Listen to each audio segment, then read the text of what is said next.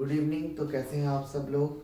मैं सजल गुप्ता आज आप सबके लिए प्रेजेंट करने जा रहा हूँ एक वीडियो ऑन एनडीए 2023 का फर्स्ट पेपर जो है, इसकी डेट्स अनाउंस हुई थी। Last date of application form की अगर मैं बात करूँ, आप लोगों ने 10 जैन से पहले पहले ये फॉर्म सबमिट कर दिया होगा भर के, ठीक है। सो अब मैं बात करूँ अगर एग्जाम पैटर्न की, तो एग्जाम पैटर्न में अगेन दो पेपर रहेंगे। नंबर 1 आपका मैथमेटिक्स का पेपर है जिसकी वेटेज है 300 marks, and second is your GAT general ability test जिसके आपके 600 मार्क्स हैं। तो टोटल 900 मार्क्स का आपका ये एग्जाम होता है एनडीए का। इस 900 के एग्जाम की मैं अगर बात करूँ, मैथमेटिक्स में 300 मार्क्स के डिस्ट्रीब्यूशन में 120 क्वेश्चंस पूछे जाते हैं हर साल। इन 120 क्वेश्चंस में आपके पास करेक्ट आंसर के कितने मार्क्स मिलते हैं बेटा? 2.5 मार्क्स आपको करेक्ट आंसर के मिलेंगे, और आपका जो भी आंसर रॉन्ग होगा उसके लिए आपका इसका 1/3 जो होगा, 1/3 ऑफ 2.5 अगर मैं कैलकुलेट करूँ वो आएगा 0.83। तो इतना मार्क्स आपका डिडक्ट भी हो जाता है यहाँ पे, ठीक है। तो अब मैं बात करूं एग्जाम पैटर्न की। सो नेक्स्ट जो बात है वो आती है कि मैथ्स में आता क्या है।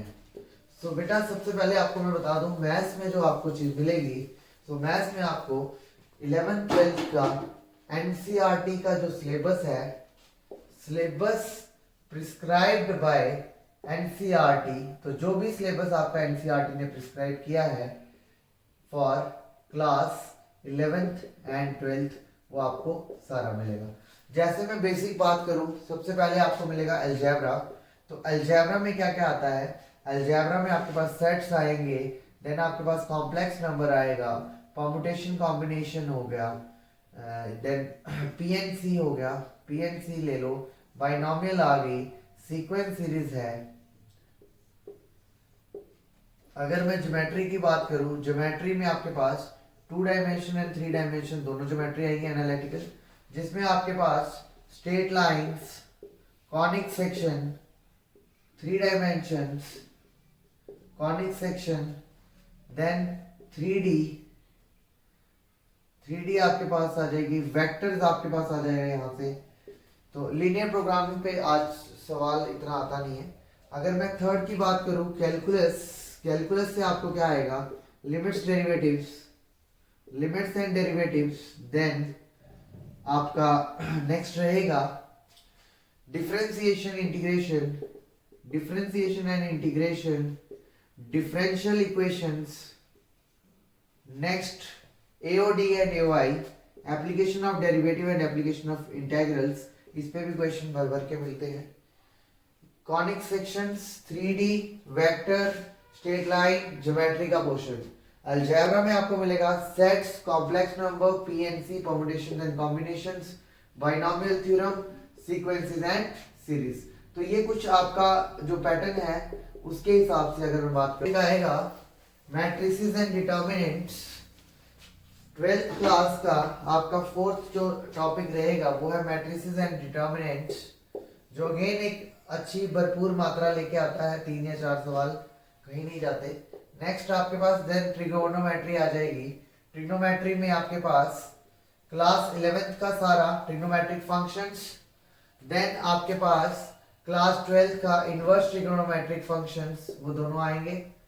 देन आपके पास आपका ये एक पोर्शन रह गया है relations and functions, set theory, ये सारा अलजेब्रा के अंदर आपको मिल जाएगा। रिलेशंस एंड फंक्शंस मेरा एक स्किप हो गया था तो ये ऐड कर लेना। देन इसके बाद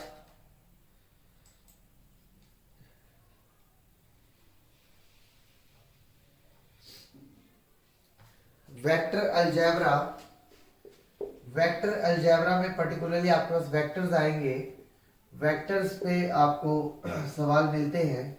and then statistics and probability, इस पे भी आपको सवाल मिल जाएंगे।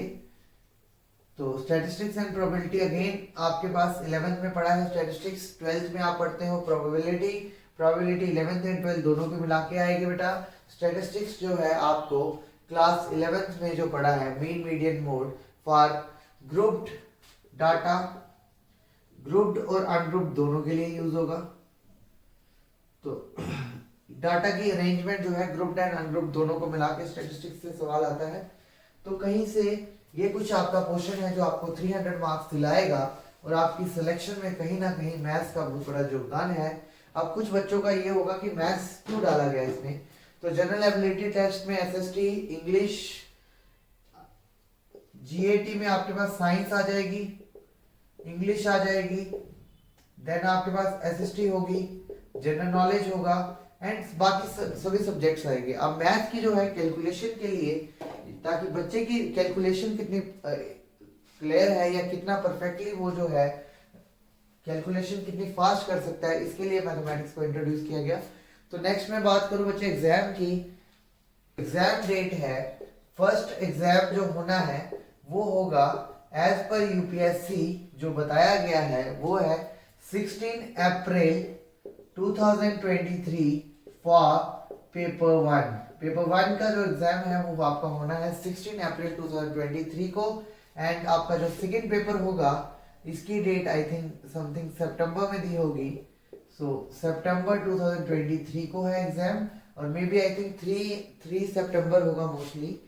सो जो आपका एग्जाम है यस वो आपको 3 सितंबर 2023 को आपका पेपर 2 होगा एनडीए का।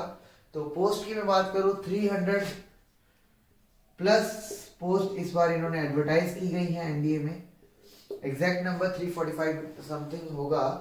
सो बाकी आपको इसकी जो नोटिफिकेशन आप डाउनलोड कर सकते हैं। अगर फिर भी आपके पास नहीं है, आप हमारे टेलीग्राम के लिंक जो आपको इसकी यूट्यूब के डिस्क्रिप्शन में मिल जाएगा, आप वहां से सिलेबस की पीडीएफ ले सकते हैं। बाकी मटेरियल आपको ढेर सारा मटेरियल है, यूट्यूब पे काफी चैनल्स हैं जो आपको पढ़ा रहे हैं, बट मेरा ये मानना है कि आपके डाउट्स कोई नहीं सुनेगा। सो मैं बेसिकली जो क्लियर करूंगा, एक होगी डाउट क्लियरिंग सेशंस। मीन आप कहीं पे भी बैठे हो, आप मुझे व्हाट्सएप कर दीजिए इस नंबर पे या टेलीग्राम पे विम्स एकेडमी फोरम के चैनल पे आप मुझे डाल दीजिए। आपको मैथमेटिक्स के रिगार्डिंग जो भी क्वेश्चन में डाउट है आप पूछ सकते हैं, इट्स फ्री ऑफ कॉस्ट। बाकी ऑफलाइन क्लासेस मेरी जो है वो रहेंगी इंस्टीट्यूट्स में, वो आप टाई अप कर सकते हैं। एंड बाकी मैं आपको थोड़ा सा आइडिया दे देता हूँ कि पढ़ना कैसे होता है एनडीए में। देखिए क्वेश्चन अब तक बच्चा जो है 11th क्लास में सीखता है 1 2 3 4 बी 5 6 7 8 बच्चे ने किया होता है A union B 11th class में। तो कॉम्पिटिटिव में वो पूछ लेगा ए यूनियन बी का कॉम्प्लीमेंट क्या होता है। सो प्रॉब्लम ये आती है कि क्वेश्चन यूनियन का पढ़ा है, यहाँ पे कॉम्प्लीमेंट आ गया है, तो आपको यहाँ पे ज्यादा कुछ नहीं करना है। आप जब कॉम्प्लीमेंट पढ़ते हो वहां पे डी मॉर्गन्स लॉ आता है। डी मॉर्गन्स लॉ में क्या है, A complement intersection B complement, तो आप इसको यूज कर सकते हो A complement intersection B complement. But यहाँ पे आपके पास यूनिवर्सल सेट नहीं है तो वो आपको सोचना पड़ेगा। अगर मैं बात करूं आपके पास यूनिवर्सल सेट रेक्टेंगल में है, एक सेट और दूसरे सेट को जोड़ के अगर आप यूनिवर्सल सेट बना दो तब भी आपका कॉम्प्लीमेंट बन जाएगा यहाँ पे। तो इस तरह से क्वेश्चन का थोड़ा सा चेंजेस किया जाता है।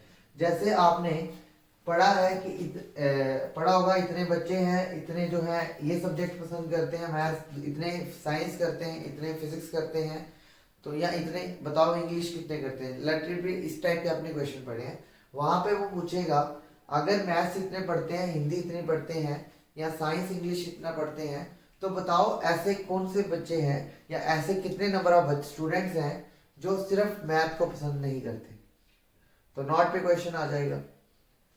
ट्रिग्नोमेट्री पे जो क्वेश्चन सिंपल है उसी को थोड़ा सा मॉडिफाई करके दे दिया जाएगा, तो वो आपका क्वेश्चन है। इंटीग्रेशन पे सवाल x की पावर n dx डायरेक्ट नहीं दिया होगा, थोड़ा सा ट्विस्ट करके दे दिया जाएगा।